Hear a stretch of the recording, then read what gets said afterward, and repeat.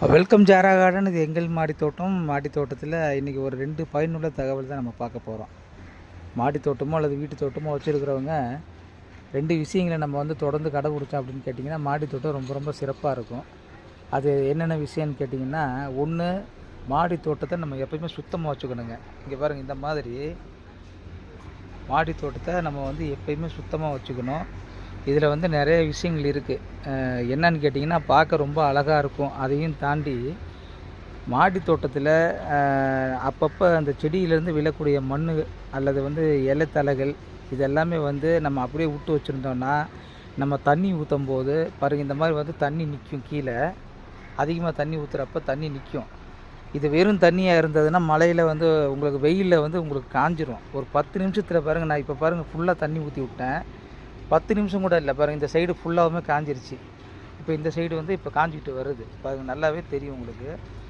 இது சுத்தமாக மாடி தோட்டம் இருந்ததுன்னா உங்களுக்கு தண்ணி எவ்வளோ நம்ம தண்ணி ஊற்றினாலும் சரி, அல்லது மழை பெய்யும்போது எவ்வளோ மழையில் தண்ணி மாடி தோட்டம் மாடியில் நனைஞ்சாலும் சரி, உங்களுக்கு ஒரு அதிகபட்சம் ஒரு அரை மணி நேரத்தில் உங்களுக்கு சுத்தமாக காஞ்சிரும்.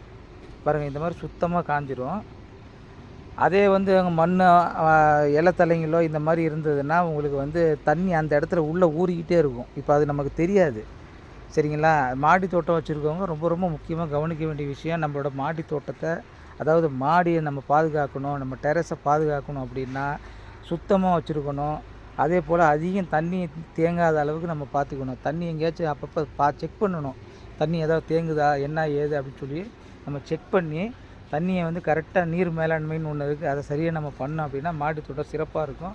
பார்க்குறதுக்கும் ரொம்ப அழகாக இருக்கும். இங்கே பாருங்கள் எவ்வளோ நீட்டாக இருக்குது பாருங்கள். நான் சில வீடியோக்களில் பார்க்குறேன், இந்த மாடி தோட்டம் சேனல் வச்சுருக்கவங்க சில வீடியோக்களில் பார்க்குறேன். அவங்க மாடி தோட்டம்லாம் பார்க்குறதுக்கு அவ்வளோ இதாக இருக்குது. நிறைய சருகுங்க, காஞ்ச இலைத்தலைங்க இருக்குது, மண்ணுங்க நிறையா இருக்குது, அங்கங்கே திட்டாக எறும்பு புத்துங்க இருக்குது. அந்த மாதிரிலாம் இல்லாமல் நம்ம இந்த அளவுக்கு ரொம்ப நீட்டாக வச்சுக்கணும். இங்கே பாருங்கள் எப்படி இருக்குது பாருங்கள், க்ளீனாக இருக்கணும். மாடி தோட்டம் இருந்ததுன்னா ரொம்ப ரொம்ப பாதுகாப்பாக இருக்கும். 2வது விஷயம் என்னன்னு கேட்டிங்கன்னா, 2 விஷயம் சொன்னேன். 2வது விஷயம் என்னன்னு கேட்டிங்கன்னா, இங்கே பாருங்கள், இந்த மாதிரி நம்ம மாடி தோட்டத்தில் நம்ம அறுவடை செய்கிறோம் இல்லையா, மஞ்சள், இஞ்சி, எந்த செடியாக இருந்தாலும் சரி அறுவடை செய்வோம். அல்லது செடிகளை செத்து போயிடும். அந்த செடிகளை எடுத்து இந்த மாதிரி கட் பண்ணி காய வச்சுக்கணும். இது பாருங்கள், தக்காளி செடி இந்த மாதிரி கட் பண்ணி காய வச்சுக்கணும்.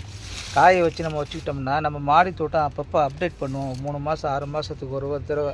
அப்போ அந்த மண்ணுக்கு கீழே இதை போட்டு விட்டுட்டு மேலே மண்ணை நம்ம போட்டு விட்டோம் அப்படின்னா இது ரொம்ப ரொம்ப பயனுள்ள, செடிகளுக்கு சத்து உள்ளதாக இருக்கும், சரிங்களா?